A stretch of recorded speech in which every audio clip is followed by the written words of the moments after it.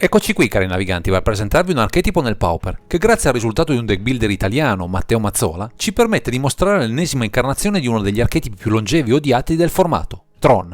Nonostante gli innumerevoli ban nel formato povero, questo trittico di terre con gli appositi accorgimenti riesce sempre a risorgere dalle proprie ceneri, con tech che valorizzano al meglio il mana incolore prodotto in abbondanza da queste terre speciali. Se poi andremo a sfruttare alcune meccaniche di contorno volte a ridurre il costo di cast di una serie di carte, avremo accesso a tutti gli elementi necessari per costruire una build solida e esplosiva, come spesso accade se ci sono di mezzo le terre di Urza. Questa volta vi parleremo di Tron.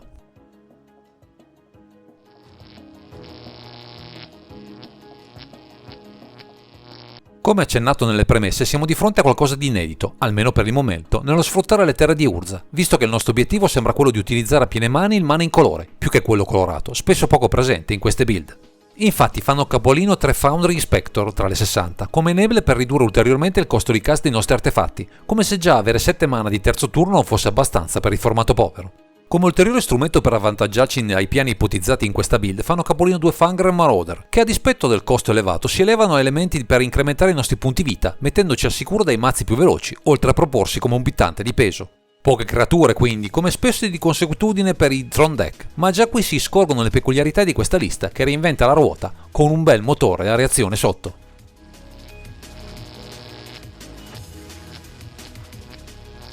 Se con le creature abbiamo pochissime scelte molto specifiche tra le magie, sfruttando anche la possibilità di accedere a tutti i colori del formato, ci prendiamo la libertà di spaziare tra diverse opzioni interessanti. La prima carta che ben si incasta con le molte necessità del mazzo, dal mana colorato al vantaggio carte, è Deadly Dispute in 4x, che qui riveste così tanti ruoli da meritarsi il 4x in questa lista, votata al vantaggio carte e non solo. Altra carta iconica del formato nella veste di tutore è Mystical Teachings, qui in 2x, che riveste un ruolo importante mettendoci in caccia di una serie di enabler a velocità istantaneo che sfruttano delle meccaniche più forti e bannate del formato, quella Storm. Da un lato abbiamo un Weather Storm, per ottenere ancora più punti vita nel caso i Fangren Marauder non fossero sufficienti, e un Scattershot, come removal puntuale di qualsiasi creatura provi a entrare in campo, tentando di ostacolarci. C'è poi un'altra carta piuttosto strana, almeno per i Pauper, che qui trova casa e che ci apre le porte a vantaggi impensabili, Frantic Salvage in 1x, offrendoci il modo di rimettere tutti gli artefatti che vogliamo dal cimitero alla cima della libreria. E come vedremo tra poco, questa carta è fondamentale per rendere tutte le lucubrazioni ipotizzate fino a questo momento vincenti.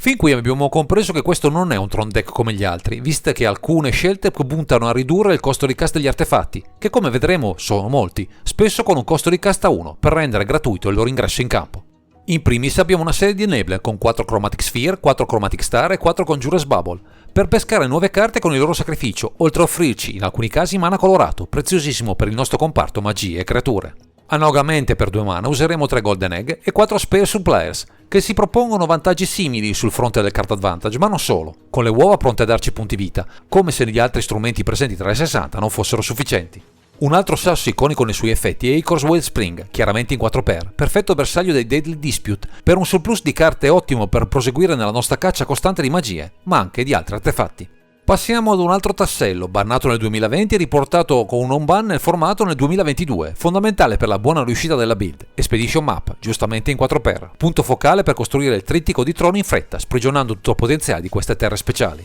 Di contorno abbiamo già di main un Healing Spell Bomb, per replicare già dal primo turno a tutte le mestizie che provengono dal cimitero, che sono sempre molte in questo particolare formato. Infine, per rendere funzionale le vittorie e il cast compulsivo dei nostri sassi, abbiamo un Golem Foundry, che arriverà a produrre molto presto una miriade di token golem, per invadere il board con una serie di 3-3, pronta ad annichilire chiunque.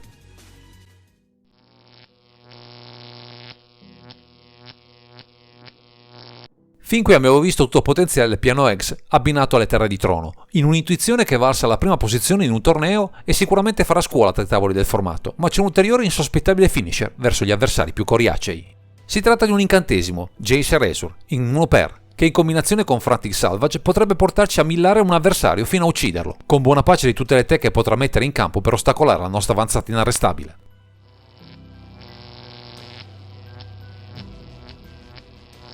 Il reparto terre, chiaramente, è figlio dell'esigenza primaria di schierare le 3 terre di Urza, con 4 Urza's Mine, 4 Urza's Power Plant e 4 Urza's Tower, ma non solo, visto che ha bisogno in alcuni casi di mana colorato per far funzionare le tech migliori. Con l'utilizzo sapiente dell'Expedition Map potremmo anche cercare un Cave of Temptation che ci dà una mano ad avere mana di qualsiasi colore, ma anche un boost permanente su una creatura, per un piano agro che si appoggia ai Fire Morone, che diventeranno ancora più indigesti. Verso il cimitero adotteremo anche un Bojuka Bog, risposta perfetta per spegnere situazioni scomode, dove un counter potrebbe mandare all'aria le ultime speranze di sopravvivenza. Terminano questa sezione del mazzo due paludi a supporto del colore più presente tra le magie, che ci dà, con i dei di Dispute, la solidità necessaria per sbaragliare chiunque.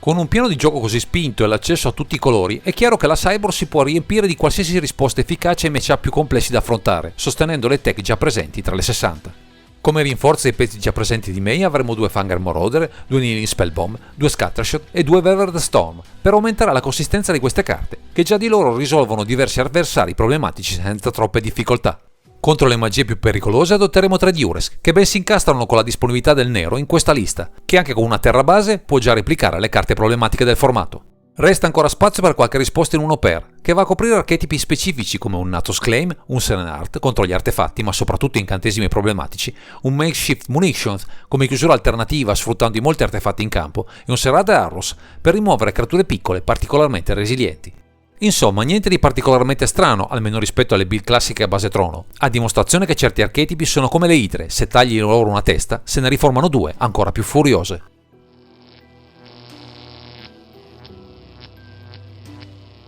Parlare di varianti in un archetipo come Tron è un eufemismo, visto quanto potenziale offre questo tipo di build, che ci dà virtualmente accesso a tutti i colori, con possibilità praticamente illimitate, frenate solo dalla fantasia dei player o dai ban del formato. Vi presentiamo una lista di esempi in calce al testo di questo video che con Self-Assembler, Maelstrom Colossus e Crop Rotation prova a immaginare una versione più agrocentrica, ma si tratta solo dell'ennesima variante di una nuova trend a base X delle terre di Urza. Che dire, forse questo archetipo tornerà ad essere un top tier indiscusso, odiato e amato dagli appassionati del Pauper. Questo non ci è dato saperlo, di certo. Finché queste terre calcheranno le scene del formato ci sarà sempre qualcuno che proverà a utilizzarle con profitto.